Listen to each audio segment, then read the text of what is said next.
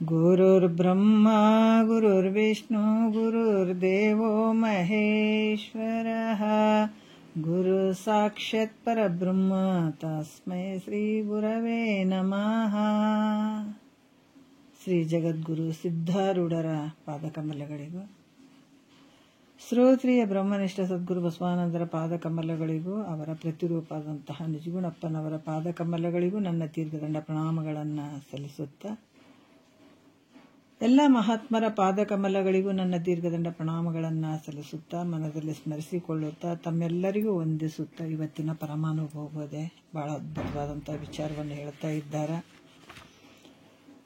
ಯಾಕಂತಂದ್ರೆ ನಮ್ಮೊಳಗೆ ಇರುವಂಥ ಒಂದು ಆನಂದವನ್ನು, ಭಗವಂತನನ್ನು, ಈ ಜನನ ಮರಣ ಅನ್ನುವಂಥ ದುಃಖವನ್ನು ನಿವೃತ್ತಿ ಮಾಡಿಕೊಳ್ಳುವಂಥದ್ದು, ಇವೆಲ್ಲ ನಮ್ಮಲ್ಲೇ ಇರುವಂಥದ್ದು. ಅದಕ್ಕೆ ಈ ಮನಸ್ಸು ಅನ್ನುವಂಥದ್ದು ಬಂಧಕ್ಕೂ ಗುರಿಯಾಗ್ಯದ, ಮೋಕ್ಷಕ್ಕೂ ಕಾರಣ ಆಗ್ತದೆ. ಯಾವಾಗ ಬಾಹ್ಯದಲ್ಲಿ ಹೋಯಿತು ಮನಸ್ಸು ಅಂದಾಗ ಅಲ್ಲಿ ಬಂಧಕ್ಕೆ ಗುರಿ ಆಗ್ತದೆ. ಅದೇ ಮನಸ್ಸನ್ನು ಅಂತರ್ಮುಖ ಮಾಡಿಕೊಂಡು ನಮ್ಮನ್ನು ನಾವು ತಿಳ್ಕೊಂಡಾಗ ಶರೀರ ಅಂದರೆ ಏನು, ಇಂದ್ರಿಯಗಳು ಅಂದರೆ ಏನು, ಈ ವ್ಯವಹಾರ ಮಾಡುವಂಥದ್ದಂದರೆ ಏನು, ಈ ಭೂಮಿಗೆ ನಾನು ಯಾಕೆ ಬಂದೆ ಅನ್ನುವಂಥ ವಿಚಾರವನ್ನು ನಾವು ಮಾಡಿದಾಗ ನಮಗೇನಾಗ್ತದೆ ಅಂತಂದ್ರೆ ಅತ್ಯಂತ ದುಃಖ ನಿವೃತ್ತಿ ಪರಮಾನಂದದ ಸ್ಥಿತಿ ನಮ್ಮಲ್ಲೇ ಆಗ್ತದೆ. ಅದು ಸದ್ಗುರು ಶ್ರುತಿಗಳ ಮುಖಾಂತರ ಅಂತ ಹೇಳಿದ್ದಾರೆ ಅವರು. ಅವನ್ನೆಲ್ಲ ಹೇಳ್ತಾ ಇದ್ದಾರೆ. ಇವಾಗ ನಾವು 6ನೇ ಸೂತ್ರದಿಂದ ನೋಡೋಣ. ಆತ್ಮಂಗೆ ಶರೀರದ ವ್ಯವಹಾರಗಳು ಅಂದರೆ ಶರೀರ ತನು ಧರ್ಮಗಳು ಇವು ಯಾವ ಸಂಬಂಧ ಇಲ್ಲ ಅನ್ನುವಂಥ ವಿಚಾರವನ್ನು ನಿನ್ನೆ ಕೂಡ ಹೇಳಿದರು. ಮತ್ತು ಈ ಒಂದು ವಿಚಾರದಲ್ಲಿ ಹೇಳ್ತಾರೆ, ಈ ದೇಹದ ಧರ್ಮಗಳು, ದೇಹನೂ ನೀನಲ್ಲ, ನಿಂದು ಅಲ್ಲ, ದೇಹದ ಧರ್ಮ ಕರ್ಮಗಳು ಕೂಡ ನಿನಗಿಲ್ಲ ಅಂತ ಯಥಾರ್ಥವಾಗಿ ಹೇಳಿದರು ಅವರು.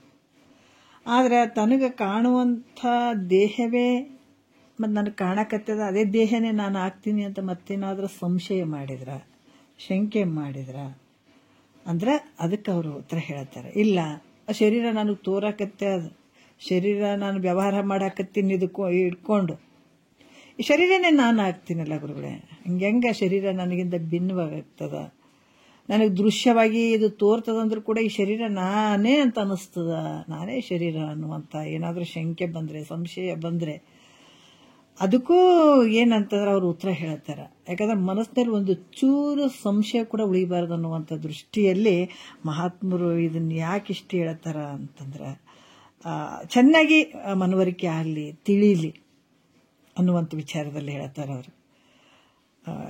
ಯಾಕಂದ್ರೆ ಡಾಕ್ಟ್ರ್ ಗುಳಿಗೆ ಕೊಡ್ತಾನೆ ಅಂತಂದ್ರೆ ಅದನ್ನು ನಾವು ತೊಗೊಂಡಾಗೆ ನಮ್ಗೆ ಒಂಥರ ಎಫೆಕ್ಟ್ ಆಗ್ತದಿಲ್ಲ, ಆ ಥರ ಅಂದಂಗೆ ಆಗ್ತದೆ. ಗುಳಿಗೆ ಕೆಲಸ ಮಾಡಾಕ ನಾನಾ ರೀತಿಯಿಂದ ಆಗ್ತದೆ.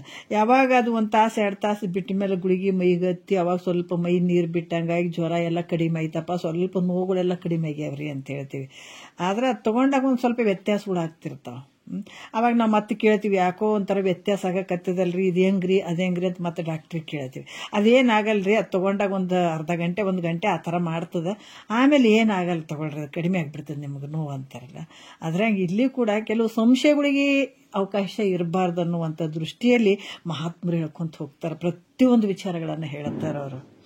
ಅದಕ್ಕೆ ಶರೀರ ನಾನು ಅಲ್ಲ ಅಂತ ಏನಾದರೂ ಶರೀರ ನಾನೇ ಆಗ್ತೀನಿ ಶರೀರ ಅನ್ನುವಂಥದ್ದು ಒಂದು ವೇಳೆ ಶಂಕೆ ಬಂದ್ರೆ, ಸಂಶಯ ಬಂದ್ರೆ, ಅವ್ರು ಹೇಳಿದ್ರು ಶರೀರ ನೀನು ಅಲ್ಪ, ಶರೀರದ ಧರ್ಮನೂ ನಿನಗಿಲ್ಲ ಅಂತನ್ನುವಂಥ ವಿಚಾರಗಳನ್ನು ಹೇಳಿದರು.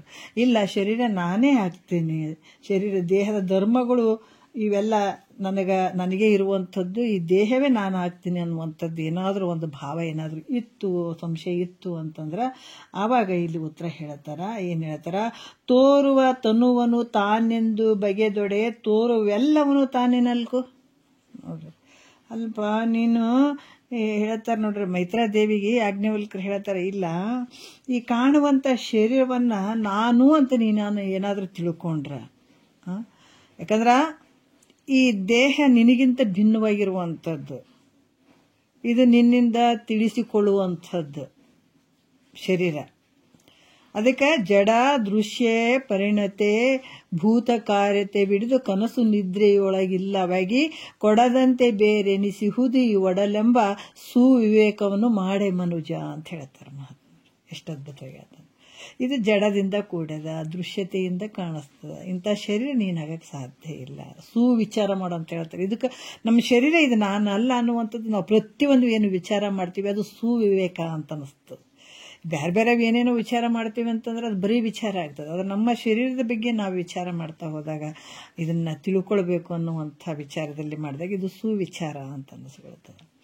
ಅದಕ್ಕೆ ಇಲ್ಲಿ ಕೂಡ ಏನು ಹೇಳ್ತಾರ, ತನಗಿಂತಲೂ ಬೇರೆಯಾದ ಅರಿಸಿಕೊಳ್ಳುವ ದೇಹವೇ ನಾನಂತ ತಿಳಿದ್ರೆ ಅಂದ್ರೆ ಹೌದಪ್ಪ ನೀನು ಹೇಳ್ತಿದ್ದಿ ಶರೀರ ನಾನಂತ ನೀ ಹೇಳ್ತಿದ್ದಿ, ನಾವು ಒಪ್ಕೊಳ್ತೀನಿ. ಆದ್ರೆ ಈ ಶರೀರ ನಿನಗಿಂತ ಭಿನ್ನವಾಗ್ಯದ, ನಿನಗೆ ಗೊತ್ತದ, ನಿನ್ನ ಅನುಭವಕ್ಕೆ ಬರ್ತದಿಲ್ಲ. ಶರೀರ ನಾನು ಕೆಂಪದೀನಿ, ನಾನು ಕಪ್ಪದೀನಿ, ನಾನು ಎತ್ತರದೀನಿ, ನಾನು ಗಿಡ್ಡದೀನಿ ಅಂತ ಎಲ್ಲವನ್ನ ನೀನು ಹೇಳ್ತಿದ್ದಿ. ಶರೀರವನ್ನು ದೃಶ್ಯವಾಗಿ ಇಟ್ಕೊಳ್ತಿದ್ದಿ. ಮತ್ತು ಮಾತಿನಲ್ಲಿ ಕೂಡ ಇದು ನನ್ನ ಶರೀರ ಅಂತ ಹೇಳ್ತಿದ್ದಿ. ನಾನೇ ಶರೀರ ಅಂತ ಯಾವತ್ತೂ ಯಾರು ಒಂದು ಅಜ್ಞಾನಿಗಳು ಕೂಡ ಬಾಯಾಗಿ ಬಂದಿಲ್ಲ. ಇದು ನಾನೇ ಶರೀರ ಅಂತ ಯಾರೂ ಹೇಳಂಗಿಲ್ಲ. ನಾನು ಶರೀರ ರೀ, ನನ್ನ ದೇಹ ರೀ, ನಂದು ಹಿಂಗಾಗಿದ್ರಿ ಅಂತ ಹೇಳ್ತೀವಿ. ಅದಕ್ಕೆ ಇಲ್ಲಿ ಈ ರೀತಿ ತೋರಿದ್ರು ಕೂಡ ನೀ ಶರೀರ ನಾನೇ ಅಂತ ನೀನೇನಾದ್ರು ಅಂದ್ರೆ ಏನೇನು ತೋರ್ತವ ಅವೆಲ್ಲ ನಾನಂತನು. ಯಾಕಂದ್ರೆ ಈ ಶರೀರನು ತೋರ್ತದ, ಬೇರೆ ಬೇರೆ ಎಲ್ಲ ಪದಾರ್ಥಗಳು ತೋರ್ತಾವ, ಅವೆಲ್ಲವೂ ನಾನೇ ಅಂತ ಹಿಂಗೆ ತಿಳಿಬಹುದಲ್ಲ. ಆದ್ರೆ ಹಿಂಗೆ ತಿಳಿದ್ರೆ ಏನಾಗ್ತದೆ, ಅದು ವಿಪರೀತ ಭಾವ ಆಗ್ತದೆ. ಹಂಗೆ ತಿಳಿಲಿಕ್ಕೆ ಬರಲ್ಲ. ಅದಕ್ಕೆ ಹಂಗೆ ತಿಳ್ಕೊಂಡ್ರೆ ಅಷ್ಟು ನಾನೇ ಅಂತ ಅನ್ಕೊಂಡ್ಬಿಡು ನೀನು. ಯಾವ್ಯಾವ ತೋರ್ತಾವೆಲ್ಲ ನಾನೇ ಅಂತ ಅನ್ಬೇಕಾಗ್ತದ ಅನ್ನುವಂಥ ವಿಚಾರವನ್ನು ಹೇಳುತ್ತಾರೆ ಅವರು. 1ನೇ ನುಡಿಯಲ್ಲಿ ಹೇಳುತ್ತಾರೆ. ಯಾರು ಏನು ಹೇಳುತ್ತಾರ ಸ್ವಲ್ಪ ಮ್ಯೂಟ್ ಮಾಡ್ರಿ.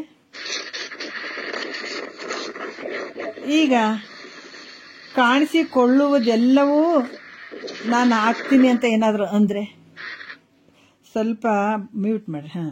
ಕಾಣಿಸಿಕೊಳ್ಳುವುದೆಲ್ಲವೂ ನಾನೇ ಆಗ್ತೀನಿ ಅಂತ ಏನಾದರೂ ಶಂಕೆ ಮಾಡಿದರೆ ಅದಕ್ಕೆ 1ನೇ ನುಡಿಯಲ್ಲಿ ಹೇಳುತ್ತಾರೆ. ಕಾಣಿಸಿಕೊಳ್ಳುವಂಥದ್ದೆಲ್ಲ ನಾನೇ ಆಗ್ತೀನಿ.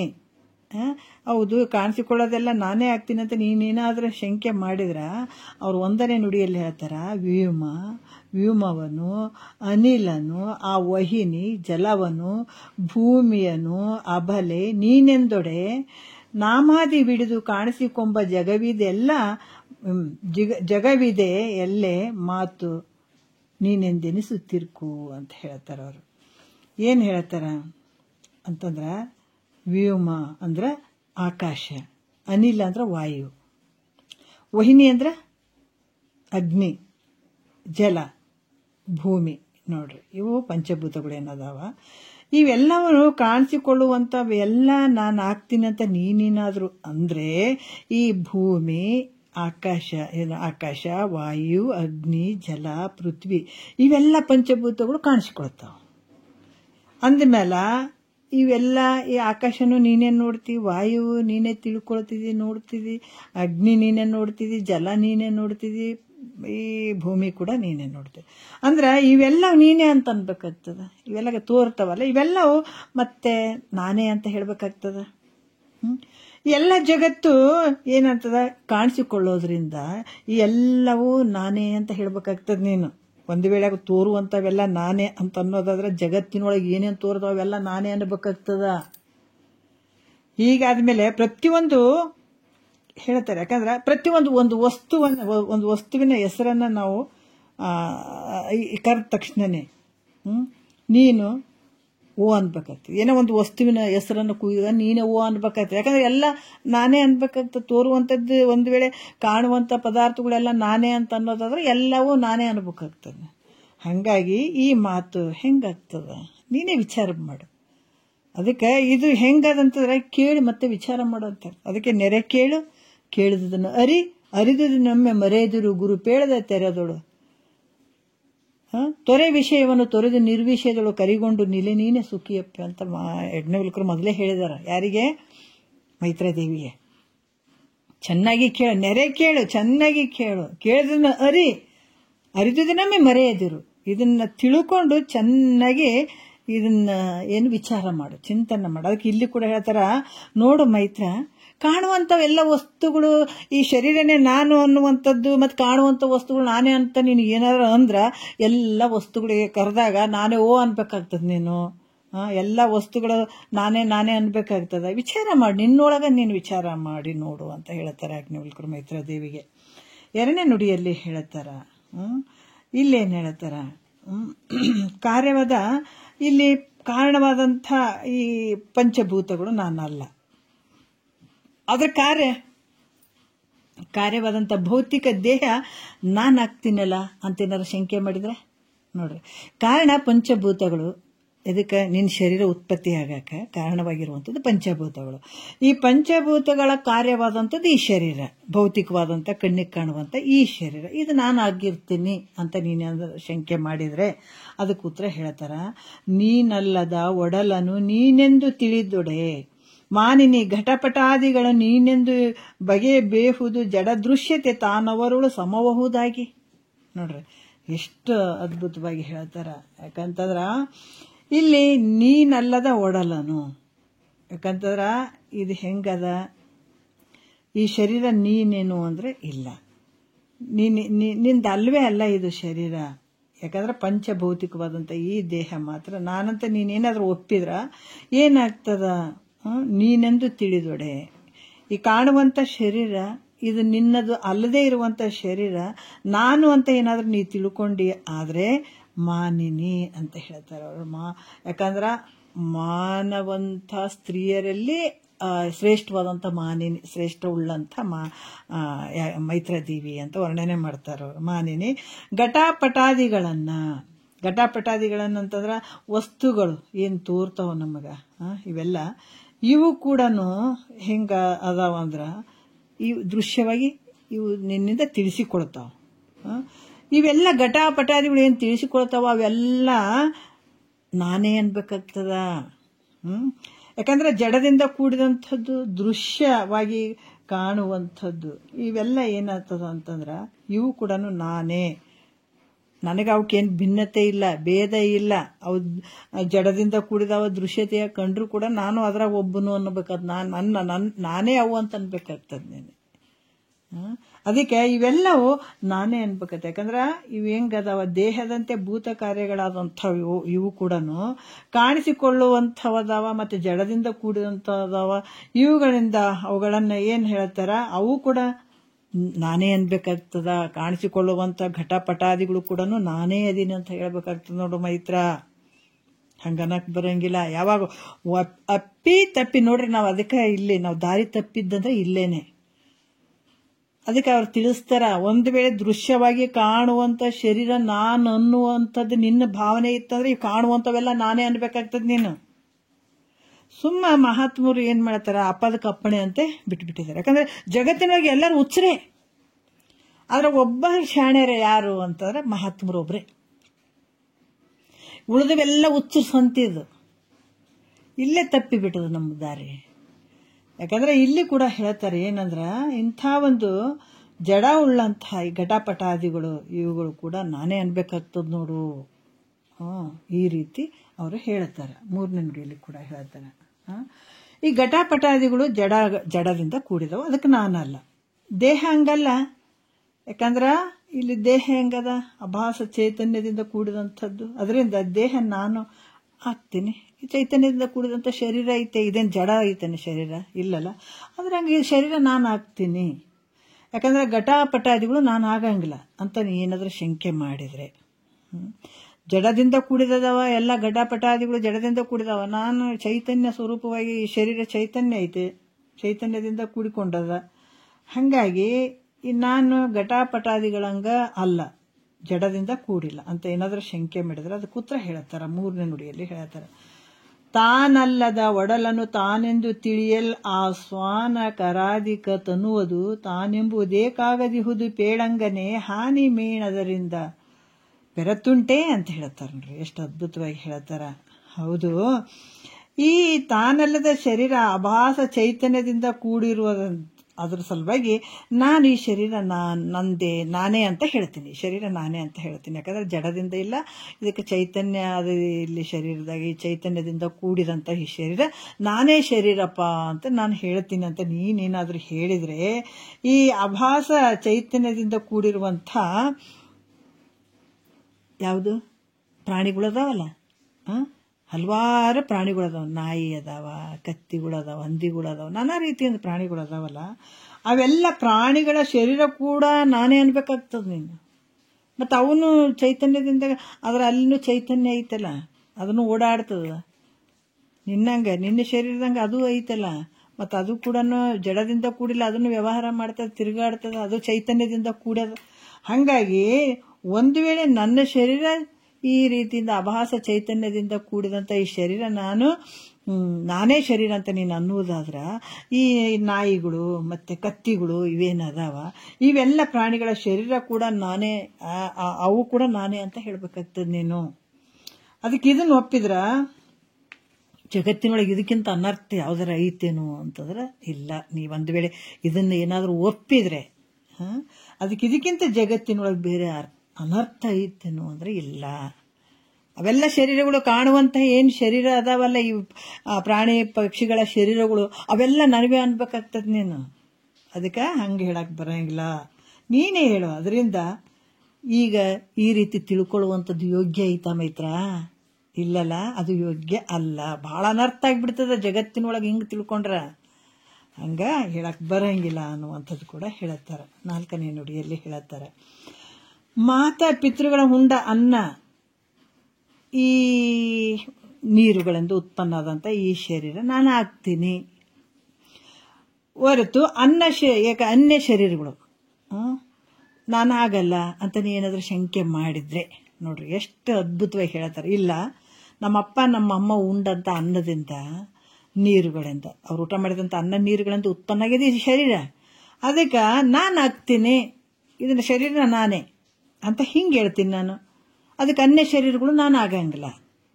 ನಮ್ಮಪ್ಪ ನಮ್ಮ ಉಂಡಂಥದ್ದು ಅವರು ರೇತು ರಕ್ತದಿಂದ ಈ ಶರೀರ ಬಂದದ, ಅದಕ್ಕೆ ನಾನು ಈ ಶರೀರ ಅಂತೀನಿ. ಮತ್ತು ಬೇರೆ ಅನ್ಯ ಶರೀರಗಳು ನಾನೇ ಕೂತ್ಕೊಳ್ಳಿ, ನಾನು ಅನ್ಯ ಶರೀರ ಅಲ್ಲ ಅಂತ ಹಿಂಗೇನಾದ್ರ ಸಂಶಯ ಮಾಡಿದರೆ 4ನೇ ನುಡಿಯಲ್ಲಿ ಹೇಳ್ತಾರವರು.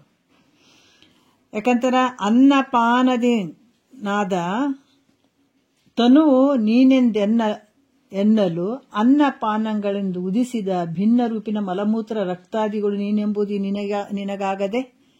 ಎಷ್ಟು ಚಂದ ಹೇಳ್ತಾರೆ ನೋಡ್ರಿ ಉತ್ತರ ಅವರು. ಹೌದಪ್ಪ, ಅಪ್ಪ ಅಮ್ಮ ಊಟ ಮಾಡಿದಂಥ ಅನ್ನ ನೀರುಗಳಿಂದ ಹುಟ್ಟಿದ ಈ ಶರೀರ ಅಂತ ನಾನು ಅಂತ ನೀನು ಹೇಳಿದ್ರೆ, ನಮ್ಮಪ್ಪ ಅಮ್ಮ ಊಟ ಮಾಡಿದಂಥ ಅನ್ನ ನೀರಿನಿಂದ ಆದಂಥ ಈ ಶರೀರ ಆಗ್ಯದ, ಅದಕ್ಕೆ ನಾನು ಈ ಶರೀರ ಅಂತ ಹೇಳ್ತೀನಿ ಅಂತ ನೀನೇನಾದರೂ ಹೇಳಿದರೆ, ಹೌದು, ಅನ್ನ ನೀರುಗಳಿಂದನೇ ಉತ್ಪನ್ನ ಆಗ್ಯದಲ್ಲ, ಏನಾಗ್ಯದ, ಮಲ ಮೂತ್ರ ರಕ್ತ ಈ ಮೊದಲಾದವು ಇವೆಲ್ಲ ಎದರಿಂದ ಆಗಿದಾವ? ಅನ್ನ ನೀರುಗಳಿಂದ ಆಗ್ಯದ. ಅದಕ್ಕೆ ಇವು ಕೂಡ ನಾನೇ ಅನ್ಬೇಕಾಗ್ತದೆ. ನೀನು ಶರೀರ ಒಂದೇ ಅಲ್ಲ, ಮತ್ತು ಮಲ ಮೂತ್ರ ಇವೆಲ್ಲ ನಾನೇ ಅಂತೇಳು. ಮಲನೂ ನಾನೇ ಅನು, ಮೂತ್ರನೂ ನಾನೇ ಅನು, ಎಲ್ಲವೂ ನಾನೇ ಅಂತ ಹೇಳು. ಅದಕ್ಕೆ ಹೇಳ್ತಾರೆ, ಅನ್ನಪಾನದಿನಾದ ತನು ನೀನೆಂದೆನ್ನಲು, ಅನ್ನಪಾನಗಳಿಂದ ಉದಿಸಿದ ಅನ್ನ ನೀರುಗಳಿಂದನೇ ಉದಿಸಿರುವಂಥದ್ದು ಭಿನ್ನ ರೂಪಿನ ಮಲ ಮೂತ್ರ ಎಲ್ಲ ನಿನ್ನ ಶರೀರದಾಗ ಅದಲ್ಲ, ಅದೇ ಯಾಕೆ ನಾನು ಅನ್ನಂಗ್ಲಿನ? ಹೆಂಗೆ ಎಳಿಯಾಗಿ ಬಿಡಿಸ್ತಾರೆ ನೋಡ್ರಿ, ದೇವ್ ಬಿಡಿಸ್ತಾರೆ. ದೇವ ಒಂದೇ ಸಲಕ್ಕೆ ಹೋಗಂಗಿಲ್ಲಲ್ಲ, ಅದಕ್ಕೆ ಭಾಳ ಸ್ವಲ್ಪ ಏಳಿ ಬಿಡಿಸ್ಬೇಕಾಗ್ತದೆ. ಅದಕ್ಕೆ ಅದನ್ನು ಅನ್ನ ನೀರಿನಿಂದ ಆಗ್ಯದಲ್ಲ, ಅದು ಯಾಕೆ ನೀನು ಅನ್ನಂಗಿಲ್ಲ? ಅದಕ್ಕೆ ಅವುಗಳು ನಾನೆಂದು ನೀನು ಹೇಳುವಂಥದ್ದು ಹೆಂಗಾಗ್ತದೆ, ಅನಿಷ್ಟ ಅಲ್ವೇ? ಅದಕ್ಕೆ ಈ ಶರೀರ ನೀನಾಗಕ್ಕೆ ಸಾಧ್ಯ ಇಲ್ಲ ಅನ್ನುವಂಥ ವಿಚಾರವನ್ನು ಹೇಳುತ್ತಾರೆ. ಮತ್ತು ಇಲ್ಲಿ 5ನೆಯ ನುಡಿಯಲ್ಲಿ ಹೇಳುತ್ತಾರೆ, ಬಹಳ ಅದ್ಭುತವಾದಂಥ ವಿಚಾರಗಳನ್ನು ಹೇಳುತ್ತಾರೆ. ತನು ಹುಟ್ಟಿದರೆ ನಾನು ಹುಟ್ಟಿದೆ ಅನ್ನುವಂಥದ್ದಾಗಿರ್ಬೋದು, ಸತ್ರ ನಾನು ಸತ್ಯ ಅನ್ನುವಂಥದ್ದು, ಹೌದಲ್ಲ. ಮತ್ತು ಜನನ ಮರಣ ಧರ್ಮಗಳನ್ನು ನಾನು ಅದು ನನಗದಾವ ಎಲ್ಲ. ಮತ್ತು ಈ ವಹಿಸಿಕೊಳ್ತೇನೆಂದ್ರೆ ಎಲ್ಲ ಶರೀರಗಳ ಧರ್ಮಗಳನ್ನು ನೀನು ಅದನ್ನು ವಹಿಸ್ಕೊಳ್ಬೇಕಾಗ್ತದೆ.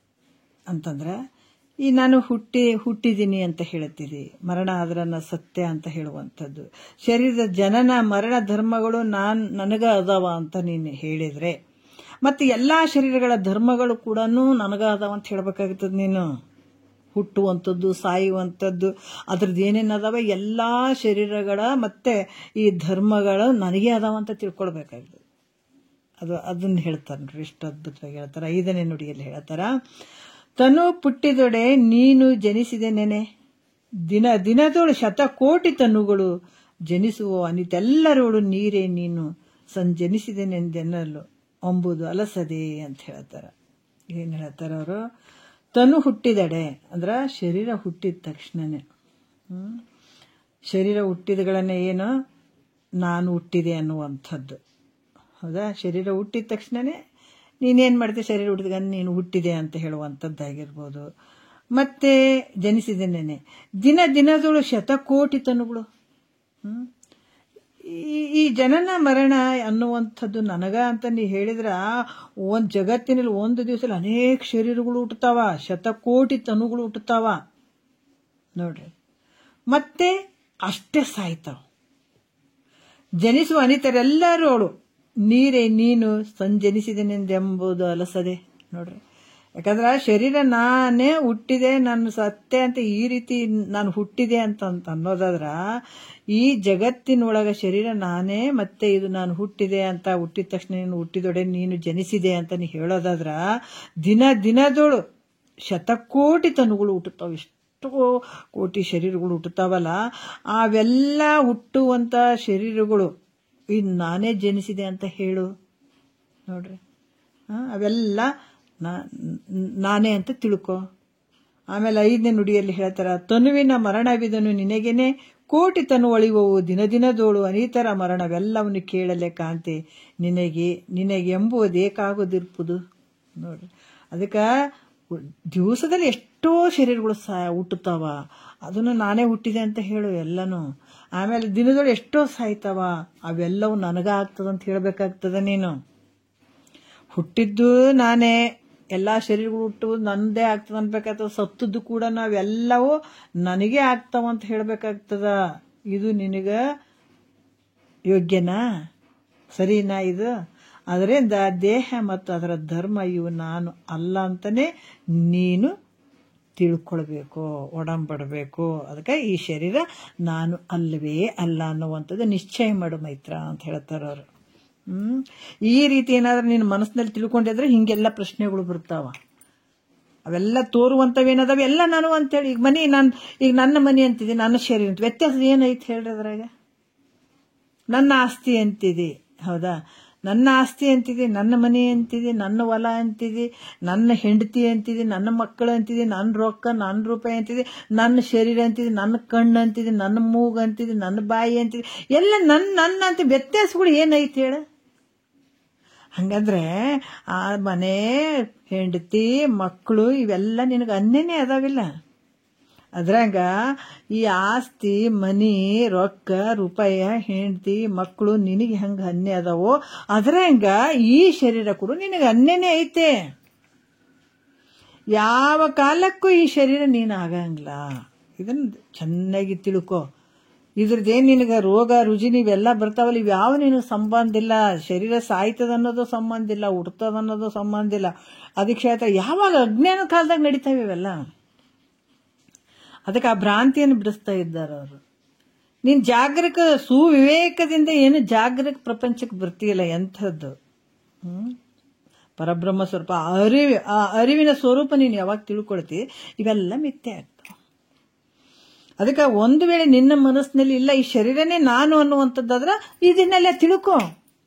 ನೀನೇನೋ ಒಂದು ನನಗ ನೋಡು ಮೈತ್ರ, ನನಗಿದ್ರಾಗ ಯಾವುದು ದುಃಖ ಐತೆ. ಇದು ಬಹಳ, ಈ ಪ್ರಪಂಚ ಅನ್ನುವಂಥದ್ದು, ಈ ಜಗತ್ತು ಅನ್ನುವಂಥದ್ದು, ಈ ಶರೀರ ಅನ್ನುವಂಥದ್ದು ದುಃಖ ಐತೆ.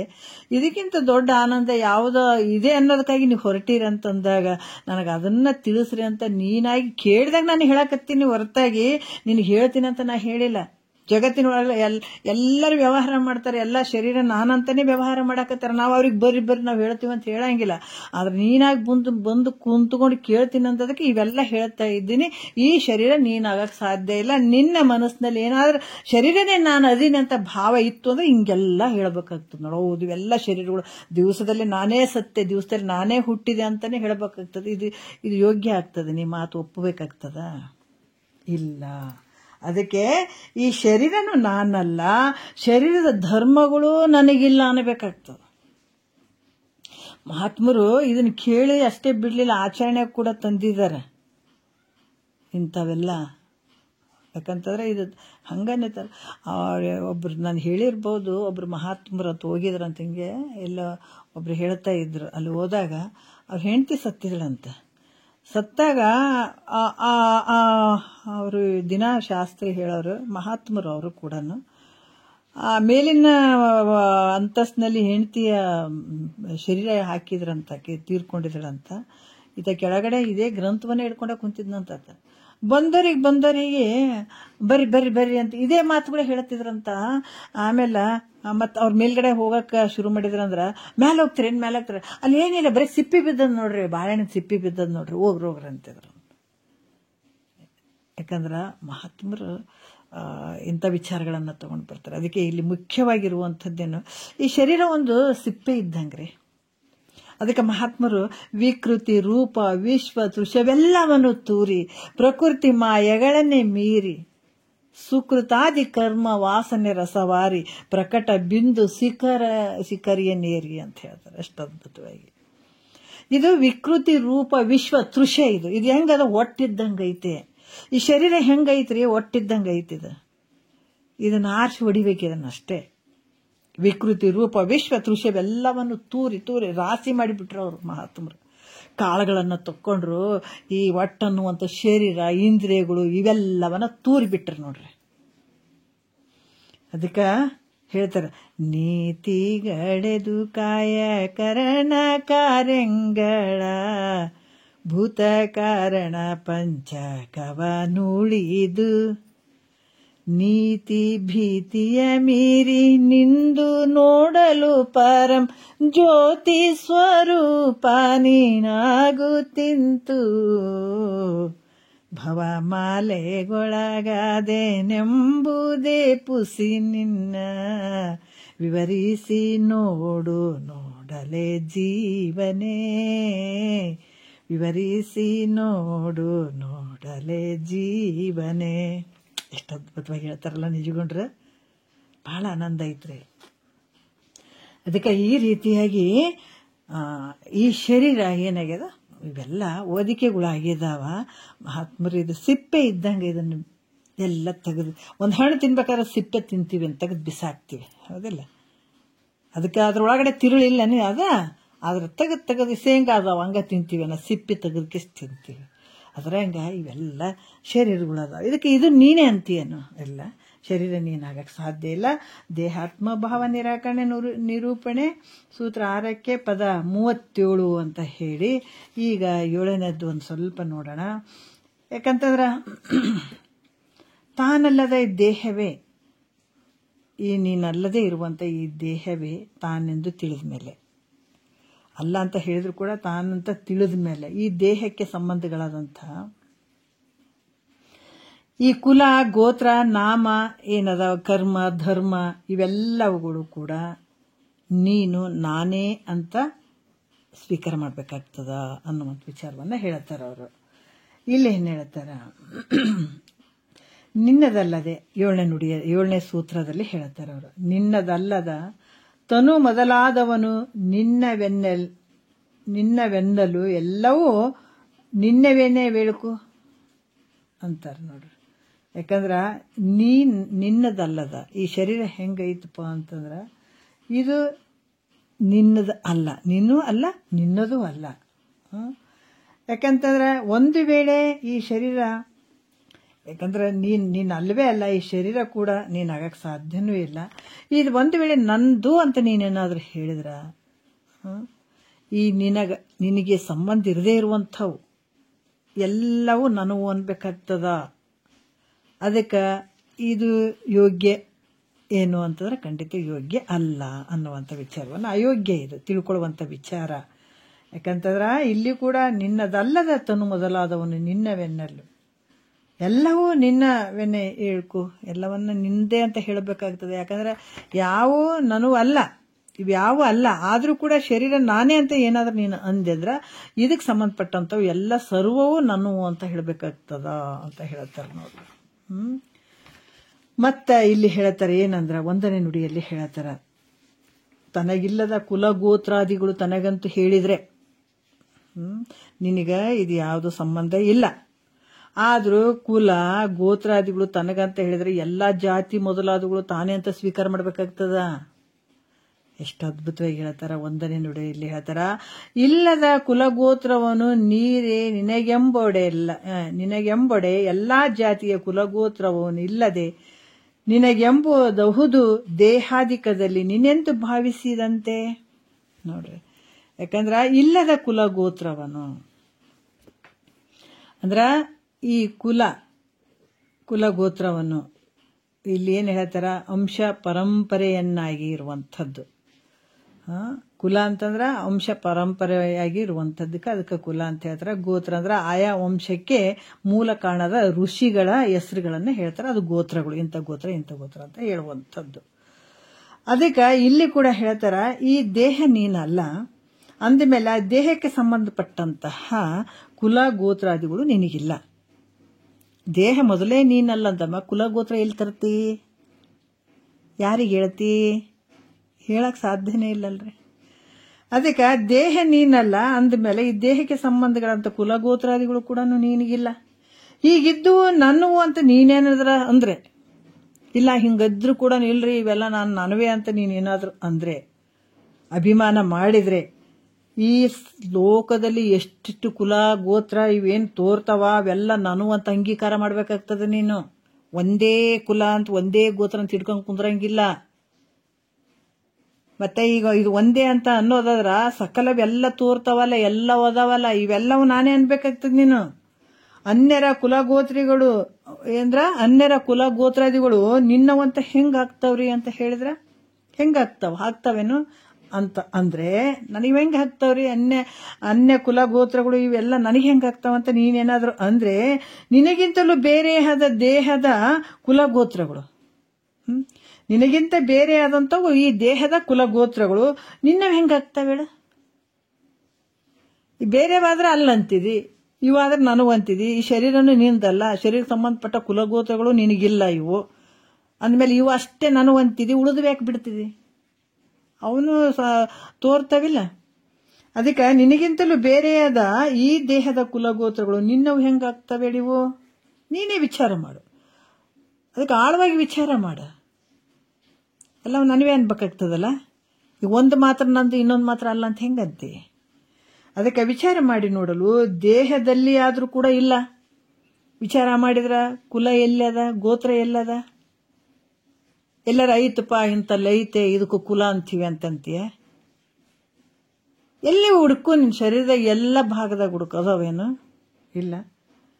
ಕುಲ ಗೋತ್ರಾದಿಗಳು ಅದಕ್ಕೆ ಹೇಳ್ತಾರ ಇಲ್ಲಿ ಈಶ್ವರನ ಸೃಷ್ಟಿಯಲ್ಲಿ ಕುಲ ಗೋತ್ರಾದಿಗಳು ಯಾವೂ ಇಲ್ಲ. ಆದ್ರೆ ಜೀವ ಸೃಷ್ಟಿಯಲ್ಲಿ ಜೀವಾತ್ಮ ಮಾಡ್ಕೊಂಡಂತ ಕುಚೇಷ್ಟಿಗಳು ಇವು ಹನ್ನೆರಡು ರೀತಿಯಿಂದ ಮಾಡ್ಕೊಂಡು ಕೂತ್ಕೊಂಡಿದ್ದ. ನಾನು ಹಂಗದೀನಿ ಹಿಂಗದೀನಿ ಮತ್ತೆ ಅದಕ್ಕೆ ಹತ್ಕೊಂತ ಕುಂತದ್ದಿದ್ದ. ಇವೆಲ್ಲವನ್ನ ಮಾಡ್ಕೊಂಡದ್ದು ಯಾವುದಂದ್ರೆ ಜೀವಿಗಳ ಸೃಷ್ಟಿ. ಇದು ಆ ಜೀವಾತ್ಮನೇ ಸತ್ಯ ಅದಾನೇನು, ಕಲ್ಪಿತ ಪುರುಷ ಅಂತ ಹೇಳೇ ಬಿಟ್ಟಾರ. ಇವನು ಏನು ಮಾಡಿದ್ದೆಲ್ಲ ವರ್ಣಾಶ್ರಮಗಳು ಆದ್ರೂ ಕೂಡ ನಾವೆಲ್ಲ ಸುಳ್ಳೇ ನೋಡ್ರಿ. ಯಾಕಂದ್ರೆ ಈ ಕುಲ ಗೋತ್ರ ಇವೆಲ್ಲ ಎದಕ್ ಸಂಬಂಧಪಟ್ಟದವ, ಶರೀರ ನಾನಂದವ್ ಸಂಬಂಧಪಟ್ಟವ. ಶರೀರನೇ ನಿನಗಿಲ್ಲ ಅಂದಾಗ ಈ ಮೇಲ್ಮಟ್ಟಕ್ಕೆ ಹೋದಂತ ಮಹಾತ್ಮರಿಗೆ ಅದ ಐತೇನ್ರಿ ಇವು. ಇವೆಲ್ಲ ಅದಾವಂದ್ರ ಅಜ್ಞಾನನೇ. ಇದು ಅಜ್ಞಾನ ಸಂದರ್ಭದಲ್ಲಿ ಇವೆಲ್ಲ ಅದಾವ ನೋಡ್ರಿ. ಅದಕ್ಕೆ ಹೇಳ್ತಾರ ಇಲ್ಲಿ ಕೂಡ ಏನ್ ಹೇಳ್ತಾರ, ಕುಲ ಗೋತ್ರಾದಿಗಳು ನೀನೇ ಭಾವನೆ. ಯಾಕಂದ್ರೆ ನೀನು ಎಲ್ಲಿ ತೋರ್ತಾವ ಕುಲ ಗೋತ್ರಗಳು, ನಿನ್ನ ಭಾವನೆಯಲ್ಲಿ ತೋರ್ತಾವ ಅಷ್ಟೇನೆ. ನೋಡಕ್ ಅದಾವನ ಎಲ್ಲಾರ ಎಲ್ಲಿಲ್ಲ, ಕುಲನೂ ಇಲ್ಲ, ಗೋತ್ರನೂ ಇಲ್ಲ, ಕಣ್ಣಿಗೆ ಕಾಣ್ತಾವನು ಇಲ್ಲ. ನಿನ್ನ ಭಾವನೆಯಲ್ಲಿ ತೋರಕತ್ತೇವ ಅಷ್ಟೇ ಹೊರತಾಗಿ ಬಿಸಾಕವೆಲ್ಲ ತೆಗೆದು. ಎಷ್ಟು ಭಾವನೆಯಲ್ಲಿ ಇಟ್ಕೊಳ್ತಿದಿ ಅಷ್ಟು ಬಂದಕ್ಕೆ ಗುರಿ ಆಗ್ತಿದಿ, ಎಷ್ಟು ತೆಗೆದು ಹಾಕಿಬಿಡು. ಹೇಳ್ತಾರಲ್ಲ ಶಂಕರಾಚಾರ್ಯರು, ಒಂದ್ಸಲ ಕಾಶಿ ಒಳಗೆ ಹೋದಾಗ ಬಂದಿದೆ, ಇದು ವಿಚಾರ ಬಂದಿದೆ. ಯಾವುದೋ ಒಂದು ವಿಚಾರಕ್ಕೆ ಬಂದ್ಬಿಟ್ಟಿದ್ದೀವಿ, ಇವನ್ನೆಲ್ಲವನ್ನ ಸ್ವಲ್ಪ ಪರೀಕ್ಷೆಗಾಗಿ ಇವೆಲ್ಲ ತೋರುವಂಥವು. ಯಾಕಂದ್ರೆ ಅಲ್ಲಿ ಕೂಡ ಕಾಶಿ ಒಳಗೆ ಇನ್ನೊಂದು ಸ್ವಲ್ಪ ನಿಂದ ತಿಳ್ಕೊಂಡು ಬಾ ಅಂತ ಶಂಕರಾಚಾರ್ಯ ಗುರುಗಳು ಕಾಶಿ ಕಳಿಸಿದ್ರು. ಅಲ್ಲಿ ಅಧ್ಯಯನ ಮಾಡಕ್ ಬಂದ್ರು. ಕಾಶಿ ಒಳಗ ಗಂಗಾ ಸ್ನಾನ ಮಾಡಿ ಮಡಿಯಿಂದ ಬರ್ಬೇಕಾದಾಗ ಶೂದ್ರನ್ ವೇಷ ಹಾಕೊಂಡು 4 ನಾಯಿಗಳನ್ನ ಕರ್ಕೊಂಡು ನಿಂತು ಬಿಟ್ಟ ಎದುರುಗಡೆ ಒಬ್ಬತ್ತು ಬಂದು. ಯಾಕಂದ್ರೆ ಕಾಶಿ ಒಳಗೆ ನೋಡ್ಬೋದು, ಒಂದಿಬ್ರು ಕೈ ಹಿಡ್ಕೊಂಡು ಹೋಗ್ತೀವಿ, ಹಿಂಗಂದ್ರೆ ಜಾಗ ಇಲ್ಲ. ಬಹಳಷ್ಟು ಅತಿ ಜಾಗಗಳು ಅಲ್ಲಿ. ಒಂದು 3 ಜನ, ಒಂದಿಬ್ರು 3 ಜನ ಹಿಂಗ್ ಲೈನ್ ಹೋಗ್ತೀವಿ ಅಂದ್ರೆ ಇಲ್ಲ, ಒಬ್ಬರಿಂದ ಒಬ್ರು ಹಿಂಗ ಹೋಗ್ಬೇಕು, ಅಷ್ಟು ಅತ್ಯತ್ತಿ ಜಾಗಗಳಲ್ಲಿ. ನಾಯಿಗಳನ್ನ ಹಿಡ್ಕೊಂಡು ನಿಂತುಬಿಟ್ಟ. ಗಚ್ಚತಿ ಗಚ್ಚತಿ, ಸರಿ ಸರಿ ದೂರ ಸರಿ ಅಂತ ಹೇಳಿದ ಶಂಕರಾಚಾರ್ಯರು. ಅದಗ ಏನ್ ಸರಿಬೇಕು? ಶರೀರ ನೋಡಿದ್ರ ಸಪ್ತಧಾತು ಸಮಂ ಪಿಂಡಂ ಐತೆ, ಜೀವಾತ್ಮ ವಿಭೂ ಅದಾನ, ಒಳಗಡೆ ಇರುವಂತ ಆತ್ಮ ಎಲ್ಲಾ ಕಡೆ ತುಂಬಿದಾನ. ಸರಿ ಅಂದ್ರೆ ಏನ್ ಸರಿಸ್ಬೇಕಿದ್ರಾಗ ಅಂತ ಕೇಳಿದ್ರು. ಬಟ್ ಬಹಳ ಗಾಬರಿ ಆಗ್ಬಿಡ್ತು ಶಂಕರಾಚಾರ್ಯರಿಗೆ. ಬಾಬಾ, ಇದನ್ನ ತಿಳಿಬೇಕಾದ್ರೆ ಸಾಮಾನ್ಯ ಜನರಿಗೆ ತಿಳಿಯುವಂತದ್ದಲ್ಲ, ಈ ವಿಶ್ವನಾಥನೇ ಇವರು ಅಂತ ಅನ್ಕೊಂಡು ಉದ್ದಕ್ಕೆ ಸಾಷ್ಟಾಂಗ ನಮಸ್ಕಾರ ಮಾಡಿದ್ರು ಶಂಕರಾಚಾರ್ಯರು. ಶಂಕರ, ನೀ ಅದಕ್ಕೆ ಬಂದಿಯೋ? ಇಂಥ ಒಂದು ಮಾಯೆಗೆ ಸಿಲುಕಿ ಇಲ್ಲಿ ಈ ತರ ಮಾಡಕ್ ಬಂದಿಯೇನು ನೀನು? ಎಂತ ಒಂದದ್ರಲ್ಲಿ ಸಿಕ್ಕಾಕೊಂಡು ಬಿದ್ದಿದಿ ನೀನು ಅಂತ ಹೇಳಿದಾಗಿಲ್ಲ, ತಪ್ಪಾಯ್ತು ಅಂತ ಹೇಳಿದ್ರು ಶಂಕರಾಚಾರ್ಯರು. ಹಂಗಾಗಿ ತತ್ವ ಬಲ್ಲಂತ ಗುರು ಯಾರೇ ಆಗಿರ್ಬೋದು ನನ್ನ ಗುರು ಅಂತ ಸ್ವೀಕಾರ ಮಾಡ್ತೀನಿ ಅಂದ್ರು ಶಂಕರಾಚಾರ್ಯರಲ್ಲಿ. ಹೇಳೋ ಉದ್ದೇಶ ಏನು ಅಂತಂದ್ರ, ಇಲ್ಲಿ ನಾವು ಬಂದಿದೀವಿ ಅಂತಂದ್ರೆ ಇವೆಲ್ಲವನ್ನ ನಾವು ಹಿಡ್ಕೊಂಡು ಕುಂತಾಗ ನಾವು ಈ ಬಂಧನದಿಂದ ಯಾವತ್ತೂ ಪಾರಾಗಕ್ಕೆ ಸಾಧ್ಯ ಇಲ್ಲ. ಯಾಕಂದ್ರೆ ಶರೀರ ಇಲ್ಲಿ ನಾನು ಅಂದ ಇವೆಲ್ಲ ನಡೀತಾವ, ಶರೀರನೇ ನಾನು ಅಲ್ಲ ಅಂತ ಕಳಿಸ್ಬೇಕಾಗ್ಯದ, ಇದನ್ನ ಕಳಿಸ್ಬೇಕಾಗ್ಯದ. ಆದ್ರೆ ಶರೀರಕ್ಕೆ ಸಂಬಂಧಪಟ್ಟು ಇವೆಲ್ಲ ನೀನ್ ಹೆಂಗಾಗ್ತೀಯೋ? ಅದಕ್ಕೆ ಇಲ್ಲಿ ಹೇಳ್ತಾರ, ಈ ದೇಹ ಇವೆಲ್ಲ ಎದುರಲ್ಲಿ ಹೆಂಗ್ ತೋರ್ತಾವ ಅಂದ್ರೆ ಕಾಣಕ್ಕೆ ಏನು ಇಲ್ಲವೇ ಇಲ್ಲ, ಎಲ್ಲ ಅವರವ್ರ ಭಾವನೆಗಳಲ್ಲಿ ನಾವು ತೋರುವಂತವು ಅಷ್ಟೇ ಹೊರತಾಗಿ ಇವೆಲ್ಲೂ ಇಲ್ಲ.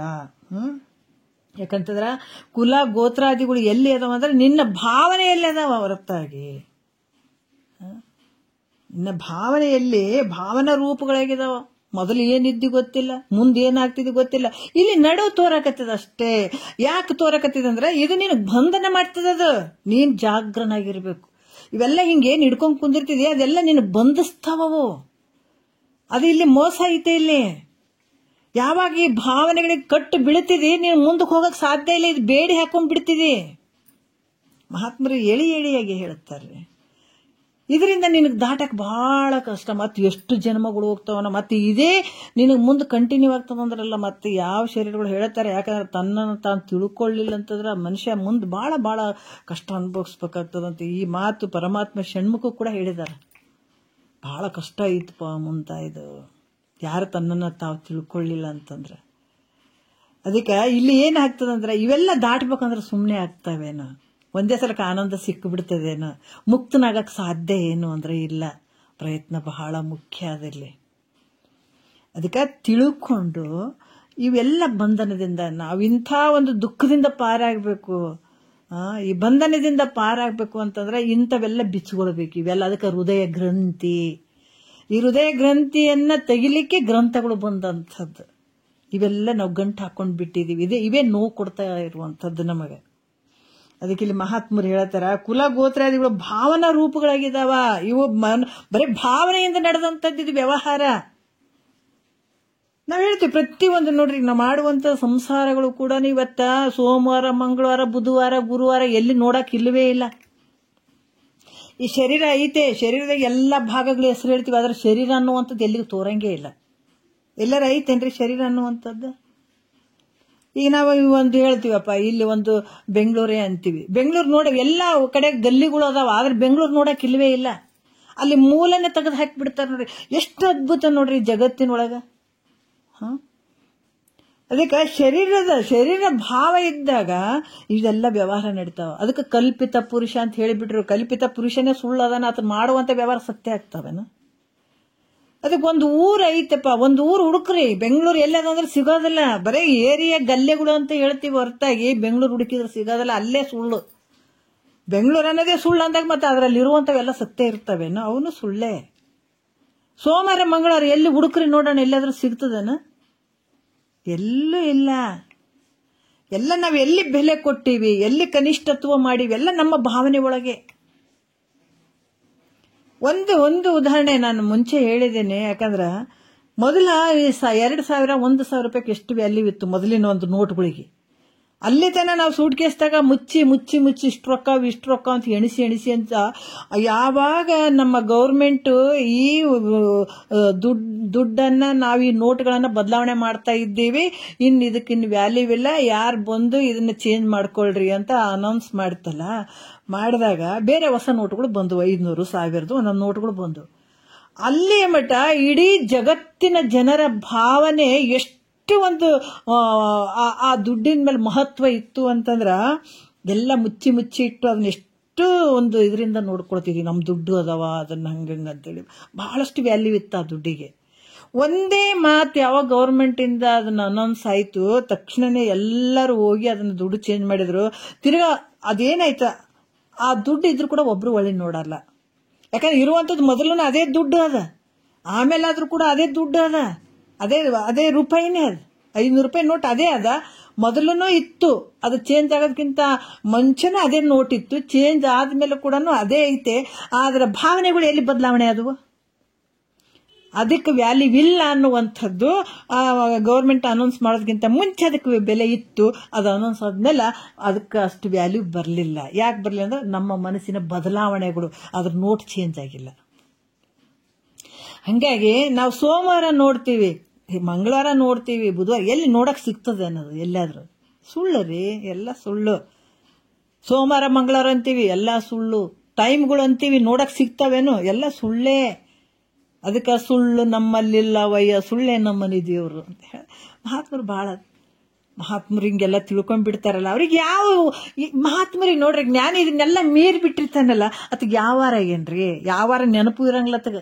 ಯಾವ ವಾರನೂ ಇಲ್ಲ, ತಿಥಿ ಇಲ್ಲ, ನಕ್ಷತ್ರ ಇಲ್ಲ, ಯಾವುದು ಇಲ್ಲ. ಆತ ಯಾವ ಕಣ್ಣು ತೆಗಿತಾನ ಹಂಗ ಮಲಗ್ತಾನ, ಅವಾಗೆ ರಾತ್ರಿ, ಅವ ಯಾವ ದಿವಸ ಅನ್ನೋದು ಎಲ್ಲವನ್ನ ಮೀರಿರ್ತಾನೆ. ಇವೆಲ್ಲ ಯಾಕಂತಂದ್ರೆ ಅಜ್ಞಾನದ ಒಂದು ಭಾವನೆಗಳ ಮೂಲಕ ಇದೆಲ್ಲ ಪ್ರಪಂಚದ ವ್ಯವಹಾರ ನಡೆದಂಥದ್ದು ಹೊರತಾಗಿ. ಅದಕ್ಕೆ ನೇತಿಗಳೆದು ಕಾಯ ಕರ್ಣ ಕಾರ್ಯಗಳ ಭೂತ ಕಾರಣ ಪಂಚಕವನ್ನುಳಿದು ನೀತಿ ಭೀತಿಯೇ ಮೀರಿ ನಿಂದು ನೋಡೋರು, ಎಲ್ಲವನ್ನ ಮೀರಿ ಬಿಟ್ಟಿರ್ತಾನಲ್ಲ.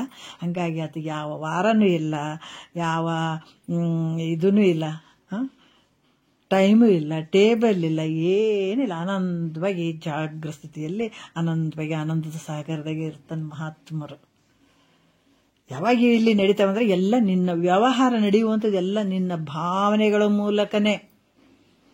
ಇವತ್ತು ಬಂಗಾರಕ್ಕೆ ವ್ಯಾಲ್ಯೂ ಕೊಟ್ಟದ್ದು ನಿನ್ನ ಭಾವನೆಯಲ್ಲೇ, ಇವತ್ತು ಕಬ್ಬಿಣಕ್ಕೆ ವ್ಯಾಲ್ಯೂ ಕೊಟ್ಟದ್ದು ನಿನ್ನ ಭಾವನೆಯಲ್ಲೇ. ಅದೇನು ನಾನು ಹಿಂಗೋದಿನಂತ ಅದನ್ನೂ ಹೇಳ್ಕೊಂಡಿಲ್ಲ, ನಾ ಕನಿಷ್ಠ ದಿನಂತ ಇದನ್ನೂ ಹೇಳ್ಕೊಂಡಿಲ್ಲ, ಯಾವುದೂ ಹೇಳಿಲ್ಲ. ಇಲ್ಲಿ ನಾನು ಶ್ರೇಷ್ಠ ದಿನಂತ ಯಾವುದೂ ಹೇಳಿಲ್ಲ, ಇದನ್ನೂ ಹೇಳಿಲ್ಲ. ಎಲ್ಲ ನಿನ್ನ ಮನಸ್ಸಿನಲ್ಲಿ ಎಲ್ಲ ಮಾಡ್ಕೊಂಡು ಕುಂತಿದ್ದಿ ಅಷ್ಟೇ ಹೊರತಾಗಿ.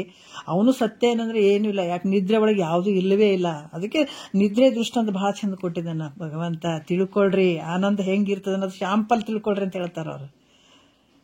ಯಾಕಂದ್ರ ಆ ಸ್ಯಾಂಪಲ್ ಇದು ಹೆಂಗ್ರಿ, ಬ್ರಹ್ಮಾನಂದ ಹೆಂಗಂತಂದ್ರೆ ನಿದ್ರೆ ದೃಷ್ಟಾಂತ ಸ್ಯಾಂಪಲ್ ಆಗಿ ನೋಡ್ರಿ ಅದ್ರಾಗ ಅನ್ನುವಂಥ ವಿಚಾರವನ್ನ ಅಲ್ಲಿ ಕೊಡ್ತಾರ. ಅದಕ್ಕೆ ಅಂದಮೇಲೆ ಸರ್ವರ ಜಾತಿ ಕುಲ ಗೋತ್ರಗಳು ನನ್ನವು ಅಂತ ನೀನು ಏನು ಭಾವನೆ ಮಾಡಿದ್ರ ಅದು ಹಂಗಾಗಕ್ಕೆ ಬರಂಗಿಲ್ಲಪ್ಪ ಅಂತ ಹೇಳತ್ತಾರ.